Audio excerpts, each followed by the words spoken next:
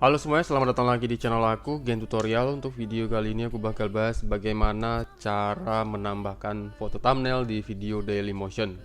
Oke, langsung aja di sini. Untuk di proses upload kita tidak bisa menambahkan thumbnail, tapi nanti kita bisa menambahkan thumbnail untuk video kita di proses editingnya. Oke, selesai. Nah, kalau sudah di upload videonya, oke, lanjut. Kategori kita pilih. Nah, sudah selesai, langsung aja kita terbitkan. Maka video kita bakalan dipublikasikan di Dailymotion. Ini sudah selesai karena sudah ada logo selesai di sini. Coba kita cek videonya. Oke, kalian bisa lihat di sini publik statusnya, yang artinya videonya sudah siap ditonton di Dailymotion. Kemudian di sini untuk kunjungan masih 0. Nah, di sini yang ingin kita rubah adalah foto thumbnail atau gambar kecil yang ditampilkan sebagai awalan dari video kita. Kita klik titik 3 ini, lalu kita klik edit. Di Dailymotion ini sendiri kita tidak bisa menambahkan thumbnail custom. Thumbnail custom itu apa? Thumbnail custom itu adalah foto yang kita desain untuk kita jadikan sebagai foto sampul di video kita. Itu tidak bisa, tapi kita bisa mengakali hal tersebut di saat editing. Jadi di pas editing kalian sisipkan foto tersebut, lalu nanti di menit-menit awal itu kalian cari aja nih fotonya di mana. Kalian taruhnya biasanya tuh orang-orang tuh taruhnya di menit awal.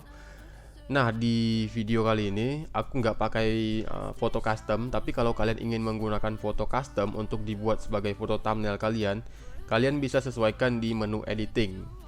Kalian tinggal sisipkan aja di 1 detik pertama atau setengah detik pertama video kalian, sisipkan foto thumbnailnya di video kalian. Ingat, di dalam video ya.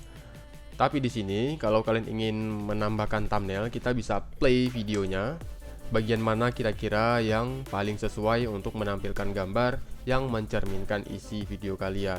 Oke, misalnya di sini. Nah, di sini sudah kelihatan ini saldo Google Play-nya 1.300.000 dan sudah sangat kompatibel sama judul video yang saya buat. Langsung aja kita klik gunakan bingkai. Jadi gunakan bingkai ini adalah maksudnya memotret bagian tertentu di dalam video kita untuk dijadikan sebagai foto thumbnailnya.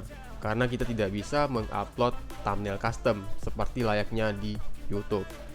Terima kasih, semoga video ini bisa membantu teman-teman. Jangan lupa support channel ini, karena nanti kedepannya kita bagikan konten lagi, tutorial-tutorial menarik seputar Dailymotion dan juga tutorial lainnya.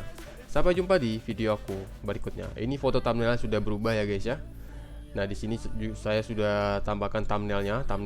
Jadi bagian-bagian penting di dalam video kalian itu kalian jadikan sebagai thumbnail.